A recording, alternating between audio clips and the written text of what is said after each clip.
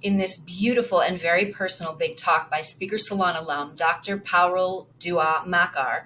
She is going to express her personal experience with grief so that you too can become free. Enjoy this big talk.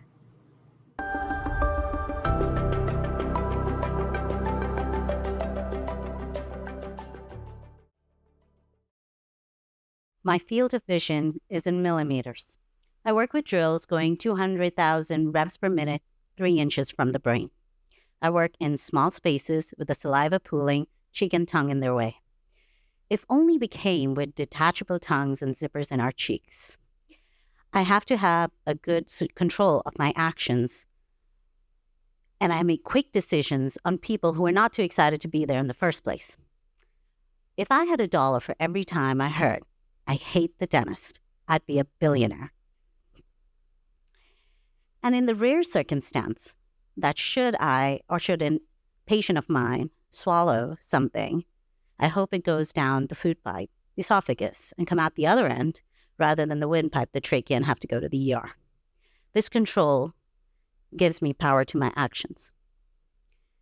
When my younger and only sibling was diagnosed with cancer, I lost all sense of my control and my power of my actions. Manu, who was a dentist just like myself, was diagnosed with stage 2 squamous cell carcinoma of the tongue at age 33 in 2019. I wasn't in control to get him a biopsy because he resided in Canada and I in the US. When COVID hit in 2020 and his cancer returned with a vengeance, I wasn't in control. I wasn't in control when he went to hospice, and I couldn't take a flight, which I assumed I would always be able to.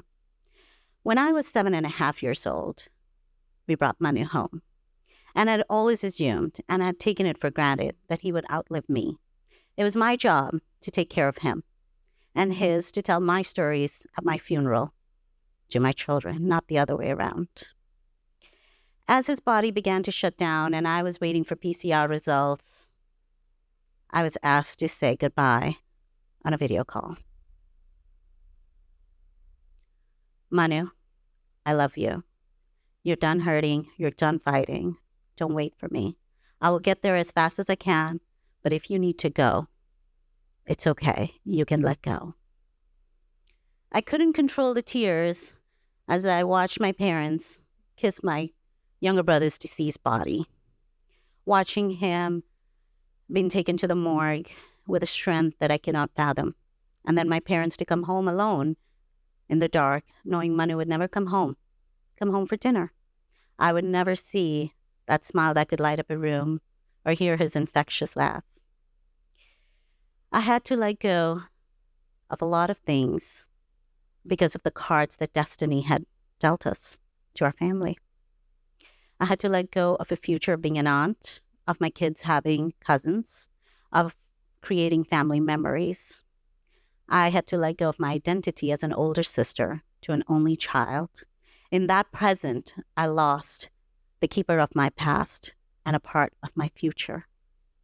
And I realized that time is our most precious commodity.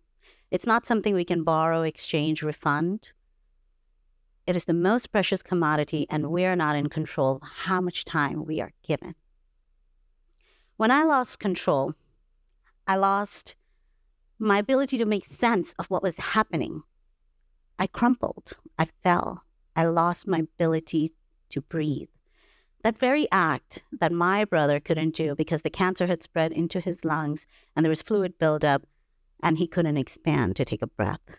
And he wrote about it, how all the accolades in the world couldn't help him as he lay alone in a hospital bed with nothing but just a gown, struggling to do that subconscious act, just to breathe. And the same thing I couldn't do not because I had cancer, because I had lost control. And I lost my faith in God, but I felt betrayed. Instead, I turned to the universe. I cried into it. I yelled at it. I whispered into it, and it answered back. I have always been fascinated by the aurora borealis, the northern lights. I've gone as far as Iceland in search of them. And in my 25 years of traveling back and forth to Calgary, I've never seen them. But on March 21st, 2021, it was a week after Manu's death, when sleep was a stranger to me. I dragged my mother because the conditions were just right. And we went to the outskirts of Calgary and past the city lights when it was dark. I see these clouds and they were white, and I start taking pictures. You see, the northern lights may appear white to the naked eye, but when you see them on camera, you'll see the green hues. And these clouds were dancing. These were the northern lights. And in the Canadian culture, it is said that the northern lights are the old souls coming back to the earth to take the new souls. And it's a moment to rejoice and to celebrate. And if you listen ever so carefully, they sing to you. The early morning that we saw those northern lights was the day that Manu was being cremated. It was the universe telling me that it's okay to let go. Manu is being taken care of, and it'll be okay. And a few months later, we let go of Manu's ashes. My parents, my brother, my parents, my children, my husband collectively let go of Manu back into the elements of earth, fire, wind, and water. His soul to another journey. Manu, then I carried you in my arms. Now I carry you in my heart. Your fight, your struggle may be over, but not your journey. You continue to live through your words in the book, Life Interrupted. I have since let go, riding the wave of grief, day by day. At times it hits me like a tsunami, taking my breath away.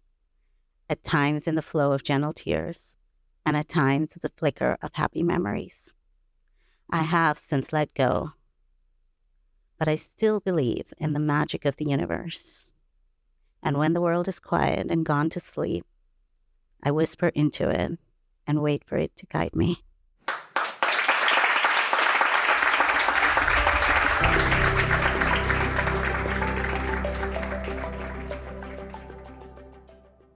If you enjoyed this big talk, I would love to hear what your biggest takeaways were in the comments so we can fully support you. And if you desire to be on my big stage, head on over to thespeakersalon.com so that you can apply to come to New York City and take my stage where I will support you for 6 weeks. And remember, if you haven't subscribed to this channel, go ahead and hit the notification and subscription button so that you get access to all of our recent videos. Remember, your voice matters. Big love. Mwah.